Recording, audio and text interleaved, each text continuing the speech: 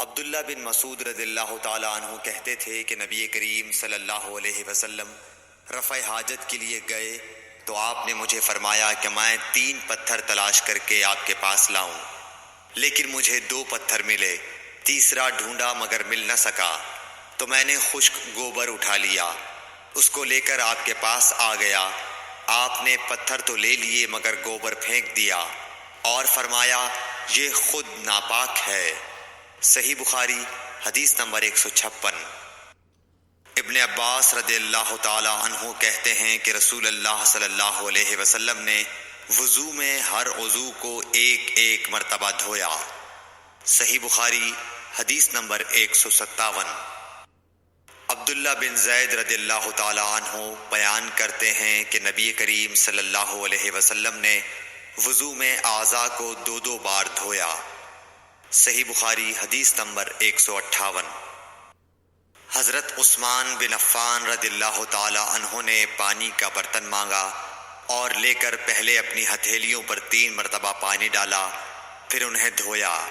اس کے بعد اپنا داہنا ہاتھ برتن میں ڈالا اور پانی لے کر کلی کی اور ناک صاف کی، پھر 3 بار اپنا چہرہ دھویا اور کوہنیوں تک 3 بار دونوں ہاتھ دھوئے، پھر اپنے سر کا مسح کیا، پھر پانی لے کر ٹخنوں تک 3 مرتبہ اپنے دونوں پاؤں دھوئے، پھر کہا کہ رسول اللہ صلی اللہ علیہ وسلم نے فرمایا ہے کہ جو شخص میری طرح ایسا وضو کرے پھر 2 رکعت پڑھے جس میں اپنے نفس سے کوئی بات نہ کرے تو اس کے گزشتہ گناہ معاف کر دیے جاتے ہیں۔ صحیح بخاری حدیث نمبر 159۔ رسول اللہ صلی اللہ علیہ وسلم فرماتے ہیں کہ جب بھی کوئی شخص اچھی طرح وضو کرتا ہے اور خلوص کے ساتھ نماز پڑھتا ہے تو اس کے ایک نماز سے دوسری نماز پڑھنے تک کے گناہ معاف کر دیے جاتے ہیں۔ صحیح بخاری حدیث نمبر 160۔ نبی کریم صلی اللہ علیہ وسلم نے فرمایا جو شخص وضو کرے اسے چاہیے کہ ناک صاف کرے، اور جو پتھر سے استنجا کرے اسے چاہیے کہ طاق عدد یعنی 1، 3 یا 5 ہی سے کرے۔ صحیح بخاری حدیث نمبر 161۔ رسول اللہ صلی اللہ علیہ وسلم نے فرمایا کہ جب تم میں سے کوئی وضو کرے تو اسے چاہیے کہ اپنی ناک میں پانی دے، پھر اسے صاف کرے، اور جو شخص پتھروں سے استنجا کرے اسے چاہیے کہ بے جوڑ عدد یعنی 1 یا 3 سے استنجا کرے، اور جب تم میں سے کوئی سو کر اٹھے تو وضو کے پانی میں ہاتھ ڈالنے سے پہلے اسے دھو لے، کیونکہ تم میں سے کوئی نہیں جانتا کہ رات کو اس کا ہاتھ کہاں رہا ہے۔ صحیح بخاری حدیث نمبر 162۔ عبداللہ بن عمر رضی اللہ تعالی عنہ کہتے ہیں کہ ایک مرتبہ رسول اللہ صلی اللہ علیہ وسلم ایک سفر میں ہم سے پیچھے رہ گئے، پھر تھوڑی دیر بعد آپ صلی اللہ علیہ وسلم نے ہم کو پا لیا اور عصر کا وقت آ پہنچا تھا۔ ہم وضو کرنے لگے اور اچھی طرح پاؤں دھونے کے بجائے جلدی میں ہم پاؤں پر مسح کرنے لگے۔ آپ صلی اللہ علیہ وسلم نے فرمایا ایڑیوں کے لیے آگ کا عذاب ہے، 2 مرتبہ یا 3 مرتبہ فرمایا۔ صحیح بخاری حدیث نمبر 163۔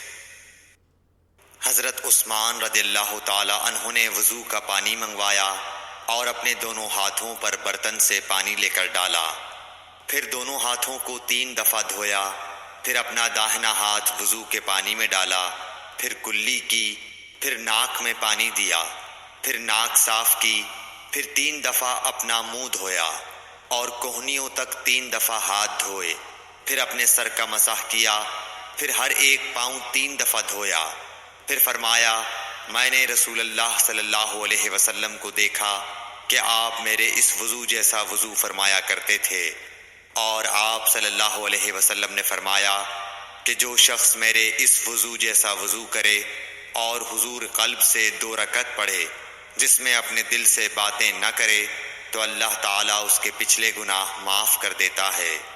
صحیح بخاری حدیث نمبر 164۔ ابو ہریرہ رضی اللہ تعالی عنہ لوگوں کے پاس سے گزرے اور لوگ لوٹے سے وضو کر رہے تھے۔ آپ رضی اللہ تعالی عنہ نے کہا، اچھی طرح وضو کرو، کیونکہ ابو القاسم صلی اللہ علیہ وسلم نے فرمایا، خشک ایڑیوں کے لیے آگ کا عذاب ہے۔ صحیح بخاری حدیث نمبر 165۔ عبداللہ بن جریح نے عبداللہ بن عمر سے کہا، اے ابو عبد الرحمن، میں نے تمہیں 4 ایسے کام کرتے ہوئے دیکھا ہے جنہیں تمہارے ساتھیوں کو کرتے ہوئے نہیں دیکھا۔ وہ کہنے لگے، اے ابن جریح وہ کیا ہیں؟ ابن جریح نے کہا کہ میں نے طواف کے وقت آپ کو دیکھا کہ 2 یمانی رکنوں کے سوا کسی اور رکن کو آپ نہیں چھوتے ہو۔ دوسرے میں نے آپ کو سبتی جوتے پہنے ہوئے دیکھا، اور تیسرے میں نے دیکھا کہ آپ زرد رنگ استعمال کرتے ہو، اور چوتھی بات میں نے یہ دیکھی کہ جب آپ مکے میں تھے لوگ ذی الحج کا چاند دیکھ کر لبیک پکارنے لگتے ہیں اور حج کا احرام باندھ لیتے ہیں، اور آپ 8ویں تاریخ تک احرام نہیں باندھتے۔ حضرت عبداللہ بن عمر رضی اللہ تعالی عنہ نے جواب دیا کہ دوسرے ارکان کو تو میں یوں نہیں چھوتا کہ میں نے رسول اللہ صلی اللہ علیہ وسلم کو یمانی رکنوں کے علاوہ کسی اور رکن کو چھوتے ہوئے نہیں دیکھا، اور رہے سبتی جوتے تو میں نے رسول اللہ صلی اللہ علیہ وسلم کو ایسے جوتے پہنے ہوئے دیکھا کہ جن کے چمڑے پر بال نہیں تھے، اور آپ انہی کو پہنے پہنے وضو فرمایا کرتے تھے، تو میں بھی انہی کو پہننا پسند کرتا ہوں۔ اور زرد رنگ کی یہ بات ہے کہ میں نے رسول اللہ صلی اللہ علیہ وسلم کو زرد رنگ رنگتے ہوئے دیکھا ہے، تو میں بھی اسی رنگ سے رنگنا پسند کرتا ہوں۔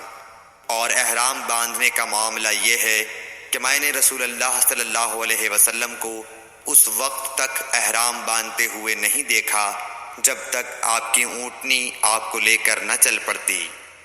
صحیح بخاری حدیث نمبر 166۔